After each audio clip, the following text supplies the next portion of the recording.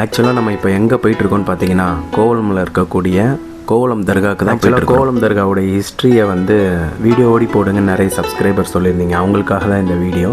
And புதுசாக வரவங்களும் நம்ம channel like comment share பண்ணிக்கோங்க, முடிஞ்சால் சப்ஸ்கிரைப் பண்ணிக்கோங்க. சென்னையிலேருந்து 35 கிலோமீட்டர்ஸுங்க, அதாவது நீங்கள் காரில் தான் ட்ராவல் பண்ணி வர மாதிரி இருக்கும். அண்டு இங்கே லெஃப்ட் சைடில் திரும்பின உடனேயே உங்களுக்கு ஒரு சூப்பரான car parking, bike parking arrange பண்ணியிருக்காங்க. பார்க்கிங் ரொம்ப சேஃப் அண்ட் செக்யூரான ஒரு பார்க்கிங்னே சொல்லலாம். இங்கே உங்களுடைய வெஹிக்கிளை பார்க் பண்ணிவிட்டு நீங்கள் உங்களுடைய என்ஜாய்மெண்ட்டை ஸ்டார்ட் பண்ணலாம். ஆக்சுவலாக இந்த தர்காக்குள்ளே அடங்கியிருக்கிறது தமீமுல் அன்சாரி அப்படின்னு ஒரு ஹசரத் அடங்கியிருக்கிறாங்க. இவங்க வந்து முகமது நபியோடைய வாழ்ந்தவங்கன்னு சொல்கிறாங்க, அதாவது அஸ்ஸாபே ரசூல்னு சொல்கிறாங்க. இவங்க வந்து ஒரு பெரிய சூஃபி செயின்ட்டுன்னு சொல்கிறாங்க எல்லாருமே.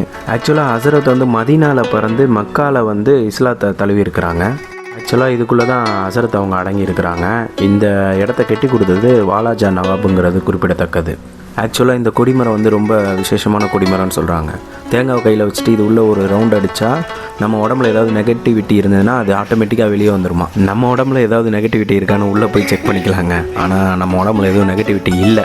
ஸோ நம்ம அப்படியே வெளியே வந்துட்டு தர்காக்குள்ளே என்ட்ரி ஆகலாம் வாங்க. ஹசரத்துடைய தர்கா வந்து வியாழக்கிழமை, அதாவது தேர்ஸ்டே ஈவினிங் ரொம்ப விசேஷமான நாள்னு சொல்கிறாங்க. மொத்தம் முகமது நபியுடைய நபித்தோழர்கள் வந்து 313 பேர். அதில் ஒருவர் வந்து இவங்க தமீம் அன்சாரின்னு சொல்லக்கூடிய அஸ்ஸாபே ரசூல். த மீனிங் ஆஃப் அஸ்ஸாபே ரசூல் அப்படின்னா முகமது நபியோடைய வாழ்ந்தவங்கன்னு அர்த்தம். அண்ட் ஹசரத் வந்து ஆலமுல் ஜின் அப்படின்ற உலகத்தில் 5 வருட காலம் தங்கியிருந்து ஜின்களுக்கெல்லாம் வந்து பாடம் எடுத்துருக்கிறாங்க. ஆலமுல் ஜின் அப்படின்னா ஜின்களுடைய உலகம்னு அர்த்தம். அதுக்கப்புறம் இறை தூதர் முகமது நபி அவங்களுடைய கையால் மோதிரம் வந்து பரிசாக வாங்கியிருக்கிறாங்க. ஹசரத் வாழ்ந்த காலத்தில் கலீஃபா உமர் அவங்க வந்து சொல்கிறாங்க, இந்த மாதிரி நீங்கள் வந்து ஆசியா கண்டத்துக்கு போயே ஆகணும், இறை தூதருக்கு பிடித்தமான இடம் அது அப்படின்னு சொன்னதுக்கப்புறம் இவங்க வந்து அந்த சிந்து நதி, அதாவது சிந்து நதி கடற்கரையில் 18 வருட காலம் வாழ்கிறாங்க. அங்கே இருந்துக்கிட்டே ஆன்மீகத்தில் நிறைய இறைப்பணிகள்லாம் மேற்கொள்கிறாங்க. இவங்களுக்கு சீடர்களையும் உருவாக்கி விட்டுறாங்க இறைப்பணிக்காக. அப்புறம் ஹசரத் அவங்க சொன்னது, என்னுடைய மறைவுக்கு அப்புறம் என்னுடைய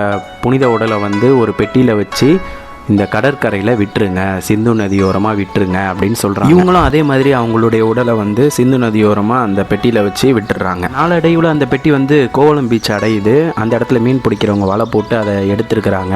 2 வாட்டி வரல, 3வது வாட்டி வந்திருக்குது. முதல் வாட்டி தூக்கிட்டு அதை கரையில் வச்சுருக்கிறாங்க.